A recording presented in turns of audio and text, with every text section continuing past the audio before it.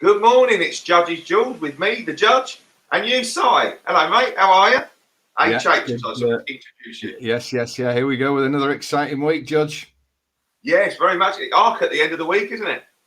And again, Mondays used to be the difficult day. We've got loads of meetings, 2 good ones in Ireland. I think racing's gone mad, hasn't it? Putting on good Mondays. Something like that, yeah, very much so, yeah. The VHL think they are putting on good stuff. Yeah. Mind you, I did find Saturday again, like every 5 minutes. It's just so frustrating, isn't it? You think, why can't one of these meetings be like the week before or whatever, you know? It's, mind you, what can you do? It was utterly ridiculous that Racing TV were having big races that they were getting to 5 seconds before they started. I'm not having a go at them, by the way. No. And then the horses were sort of needing to be reshod and everything. It's an absolute nightmare, wasn't it? You can imagine the producer kind of like wanting to cry. Yeah. So have a little sort of synopsis from over the weekend. And what did you make of the racing? But I think a middle draw was really important in both the silver and the gold cups, and you were cooked if you were high for sure. Yeah, I mean, oh, you might have to sit back a bit, Judge. Much as I like hearing my own voice, I'm hearing it a bit too much. Where are we? In the Silver Cup, obviously the big gamble on the winner. Fair play to them. Wob. They really went for it. And Adrian Keatley, yet again, target trainer. But just quickly mention the run of number 8, Monsieur Cody. Now, Fahey had the 3rd, Admiral D. Bit of late money, coming to 20s, ran a great race, beaten under 2 lengths.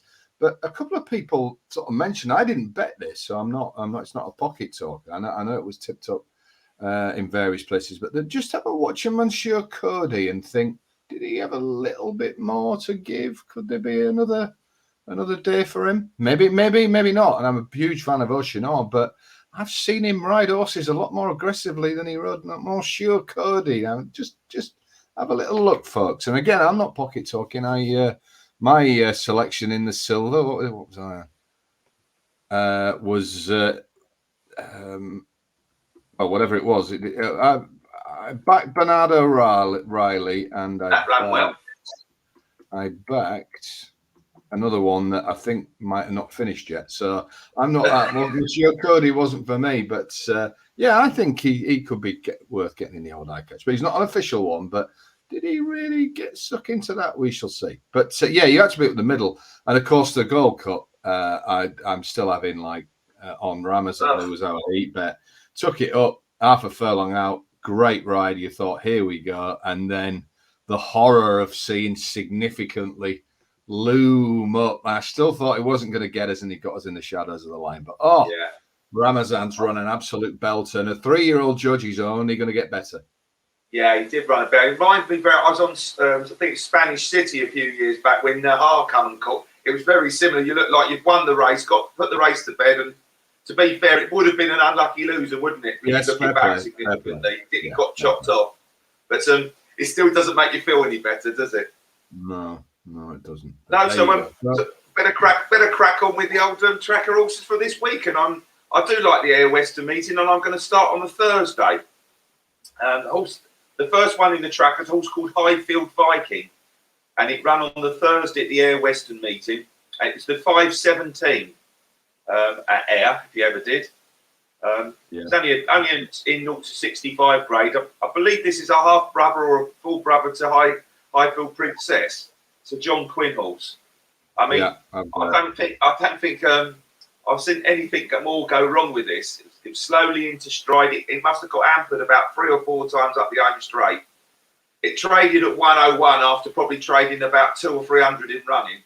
It's run an absolute belter and got beat a nose by Enzo. I think this horse has got a little bit more progression in it. I think there's a couple more wins in this. Yeah, they often have a really good end to the season, the Quinn Yard. So many of the horses go with cut. So he's one. Yeah, he was unlucky there. I thought that was a decent race. I thought it was good racing there for the grade. I thought it was good racing on there. And you quickly mentioned that you had a big bet on your service on Uke and Glenn. and you can count yourself and anybody who punted that extremely unfortunate. Now he did me a favour with the club business air poet on the Friday, but Mr. Mulrennan, dear oh dear, why in a relatively short race for Yukon Glen, who gets twice that trip, why wouldn't you get him handier, nearer? I really don't understand. I cannot understand. Go for home when you've got a clear run, not switch. He switched it 3 times up the home straight, and it's got to be ahead. I mean, I did read in the Racing Post. He said he thought he should have won. I don't think he should have won. And dear oh Lord, it's not as if he was going up in trip. You wanted to get there near the, and it's a 10-year-old. Why are you trying to win half a length or a neck?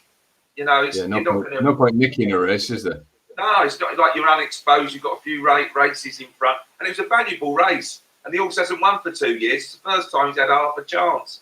So it was really frustrating. But you know, you go runs like this, don't you? Sometimes where you sometimes not doing much wrong, and it's only a matter of time before it all takes care of itself again. Yeah. Now you just mentioned about the sheer amount of racing on Saturday, and that's when things can get missed. So you know, Newmarket and York, 2 top grade, you know, race courses with Group 1s run and, you know, biggies, but they ran on Saturday, and I bet majority of the racing was missed by everyone was watching Newbury and Ayr. Strange to have so much racing, but they're the sort of times you got to go back, concentrate on what you missed and see if there's anything. And my first eye catcher ran in a 2:15, class 3, 0 to 95. Now let's be clear, Shining Jewel, who won, was extremely impressive, but you know, you can work them out yourselves. Has won both races this year, and looks to me, you know, cliche ridden group horse in a handicap type thing. I think her days in handicaps are numbered. I thought she was really impressive. But my eye catcher is the second, Lady Alara, who was beaten 2 lengths. But I think this was a good race for a class 3. And 0 to 95. I think this horse will get further than the mile. She's an interesting horse, Lady Alara. She's 3 now. She won on her debut last year at Newbury, and went in everyone's notebooks and was thought of, you know, this could be a seriously good filly. It didn't really transpire for her. She was 3rd of 10 next time out, well beaten her. And then her last run as a 2-year-old, she was 8th of 9. It was a very, very poor performance. And you wondered if you'd see her again. She then turned up and was 8th of 12 at Newbury, 10th of 29, and then 10th of 11. And you started to think she's not trained on, blah, blah, blah. But her last 2 runs is why, if you think a horse is good, you should keep with them. And I didn't with this, but I'm getting back on the train now with her. She won at Ascot when she was 25 to 1 in a class 2 over a mile. And that's the key thing. Ascot, stiff track. She got up late on. She's then turned up in the class 3, got royally stuffed by Shining Jewel. But as I've said, I think she's a group filly in the making, if not a group filly now. If you look at the top speed she pulled off on Saturday, it was seriously impressive. Now, Lady Alara got outpaced and then really stuck on, which again makes me think they may well go back to Ascot or step her up in trip. So a mile at Ascot, but a mile 2 maybe, or a mile 1 elsewhere. And I think she's starting to make up for lost time. I think she's got a nice race in her this season, and I believe she'll come back as a 4-year-old, and you'll see a top handicapper, if not listed horse. So Lady Alara, it's taking her time. Now she's showing how good she is. She couldn't really win on Saturday. She ran into a very, very high-class horse. But I think there is a good handicap in her next time. Wouldn't surprise me if they went back to Ascot or went up in trip. So Lady Alara, strong eye catcher on Saturday for Charlie Hills. And to be fair, Matt, as well, you might have thought with the time before, well, that was a bit of a fluke, that 25 to 1 win. You could easily, but if you actually look at the form, she beat a horse called Maggie's Way there, and on Saturday she confirmed the form with Maggie's Way, who was full. Yeah. So bear in mind, she was doing that under a penalty. So, and she beat Maggie's Way a bit further. So, well, certainly the same distance. So, I think you're right there. I think she's moving in the right direction, and that like I say, that proved that the Ascot run was a good race that she won. I can definitely see her winning again. I'm definitely going back to Ascot's a good idea. She's run well there before, and there's bound to be another. And you'd like to probably see her in a fillies handicap, wouldn't you? Back, against her own sex. Yeah, he could do. Or, Yeah. you know, big field wouldn't hold any face for her, I No, don't think. no, definitely not. No, that was a good shout, that, definitely. Well, I suppose I better move on. You've got a nice little segue for me into my next one, because my horse is an ex-Charlie Hills horse, which is obviously the trainer of your last horse. The horse I'm going in for is now an O'Mara horse, David O'Mara horse. A horse called Tuscan. Started the year this year rated 95 for the trainer. And here we are, 1, 2, 3, 4, 5, 6, 7, 8, 9 runs later. It's running off a mark of 69. Air on Friday. Now, it's barely been a horse for about sort of 7 of them races, and it's really just plummeted and gone like that. But please watch the race back. It was the 4:35 at Air, and it's quite a good race for you, because the winner of the race was Air Poet, and I believe you tipped up on the channel here. Yeah, I did, yeah. And if you watch the race back, they look like 2 unlucky losers. A horse called Samati, who actually runs today and has a good chance, but he is a bit short today. So that'll give you an idea if the form's been franked. But for me, the horse to take out of it was Tuscan. Bearing in mind, if you're looking at a horse here back, like I say, rated 95 just as early as last season, got repeatedly denied a clear run and ran on really well. Obviously not as well as Samati. But for me, it was a huge eye catcher, and this stable knows how to find a win or two out of a horse. And I wouldn't be at all surprised if it's not this season, at the start of next season, this horse runs up a bit of a sequence. It's well up to winning two or three races off a mark of 69. And I think he'll take advantage of this. So please put this in your tracker, Tuscan. It's amazing to see how far that horse has dropped. Through its first year with O'Mara, who's a very good trainer. It doesn't make any sense at all, unless it does make sense. So, you know, you wouldn't have thought when they got that it's going to be running in 0 to 70s, would you? But it is, and surely it can mop one of those up before.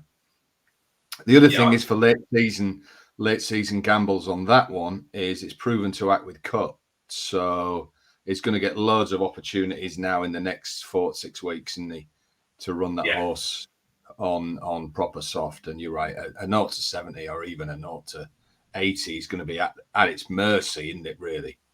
Yeah. We saw again this clip, you know, which they got on Saturday, didn't they? It's on Friday, didn't they? You know, just got to get a clear run, Mr. Tudhope. Somewhere like Redcar, long straight, you know, be perfect for it. I can see that one, and he proved again at the weekend in the O'Mara.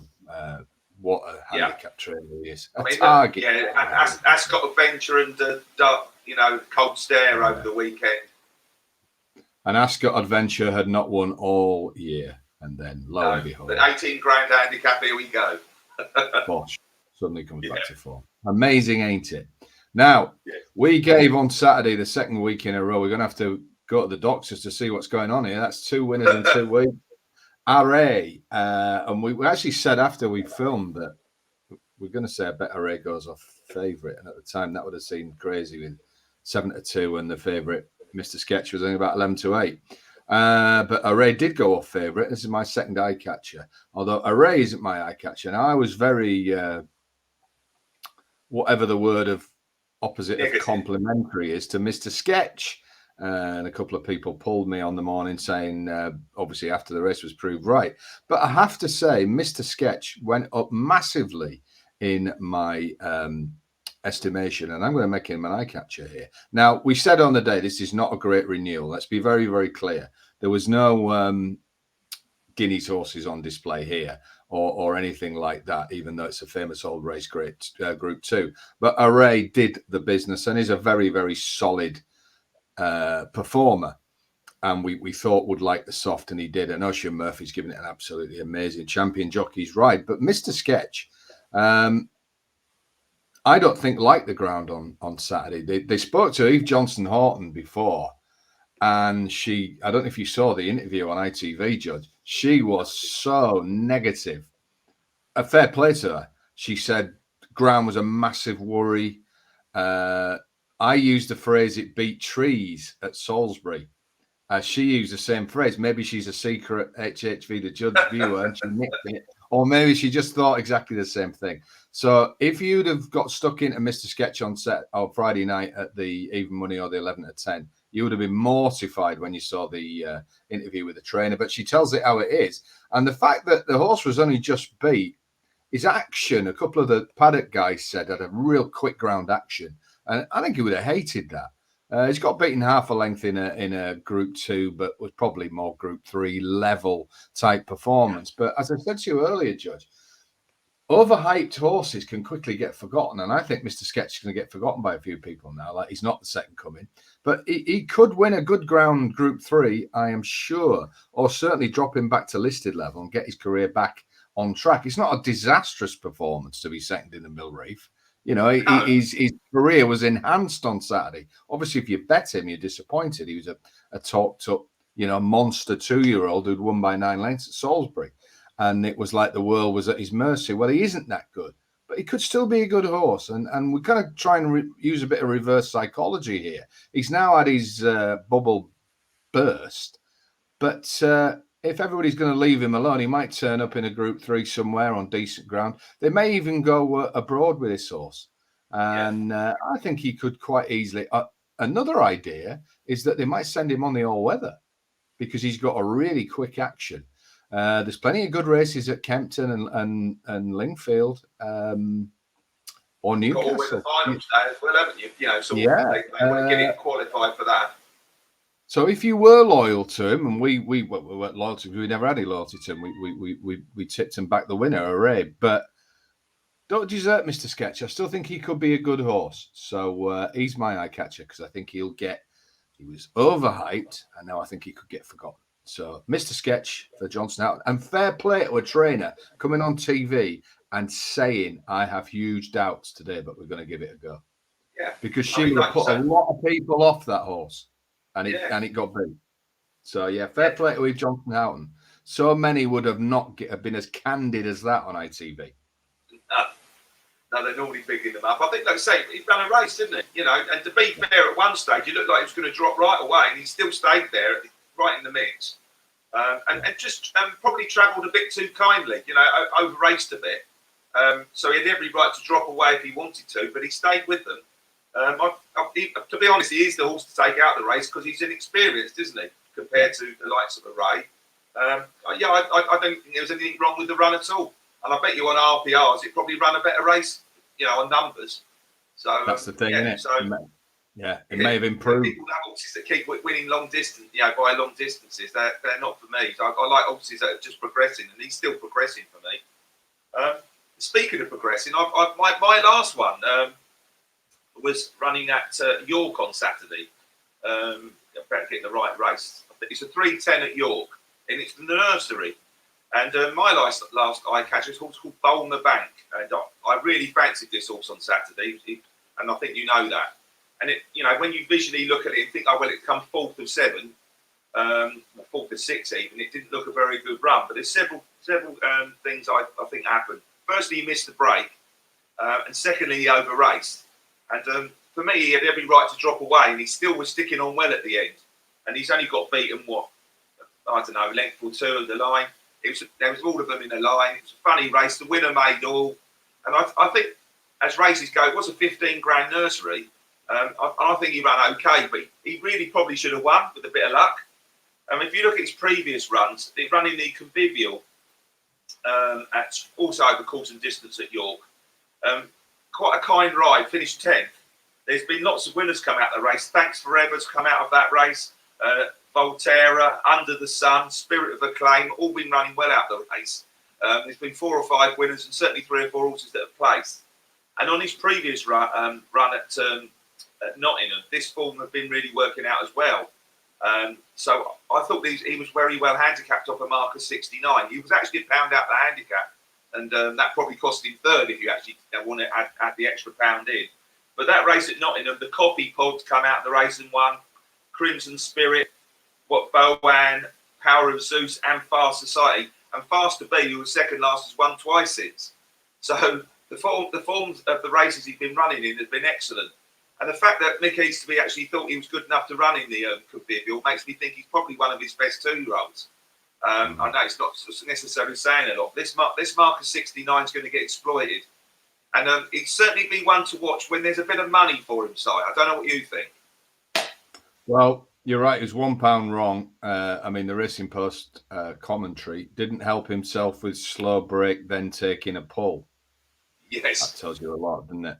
First off, the Yeah. bridle, stuck at it, gave the impression he can continue to progress. Now, a lot of times you read what's there in front of you, don't you, rather than the actual words. So I think Yes. the guy who has been there for the RP is of a similar view to yourself. I'm very careful with this yard, you know that. However, if you just look at it neutrally, he looks a winner waiting to happen, doesn't he? He really, really does. Needs to get that start going, but then, like you say, he's going to be something that will be 8-1 in the morning, and you'll look, and he'll be 7-2 within about 10 minutes, and then Yes. and then you can unload. They will try and land a gamble with this before the end of the year. And what to do? Is it to go back to a big Saturday nursery, or is it to just hide it somewhere at a shorter price, you know, a Haydock or something, or Ponty late season? Maybe he certainly would react to a stiffer track, I think. Yeah, I can see it. I always give a little warning with certain, very difficult to read the mind of the of that yard. But as a pure neutral looking at that, you're right. Off that mark, he's got to do some damage in the late season. Yeah. I wouldn't want to be backing him if he's like 6-4 in the morning or something. He's a sort of horse you want to, yeah. So there is that sort of wealth warning or watch. But for me, if he's half a decent price in a decent race, I think he's definitely got some fun. And I think he'll progress as a 3-year-old. I'd almost certainly be back here, don't you think? I think he'll be back at the York meeting next year for some of the 3-year-old handicaps there. And without having a go at the jock, you would think, although she was needed elsewhere, that the stable jockey Joanna Mason would ride this normally. Yeah, yeah. And again, no offense to the guy, but I think she's different class. So, you know, you would have perhaps her on it usually. But you know, we got 5 top meetings, and jocks can only be at one. Exactly, they can't be everywhere, can they? Yeah. So, but normally, I think, I mean, I don't know whether there's a link with the owners or anything, but I would logically think the stable jock would ride it. Yeah. Normally. So you'd have that in your favour, definitely. So I think there's some good ones in there today. I think there are not some obvious ones. I think there's there's room for people to keep their eye out for these ones in the coming weeks, especially as the season goes on now. But I think there'll be a couple of nice big prize winners there. Yeah, and I think this week we might well have a look at the Arc on Saturday, which of course is on Sunday, the premier 1 mile. That sounds like a plan. Perfect. How about that? So we're going to go for 3 weeks in a row on HHV the Judge. So look out on Saturday, folks. No pressure. No pressure. And what do we say at the end of the show, mate? Be very lucky this week.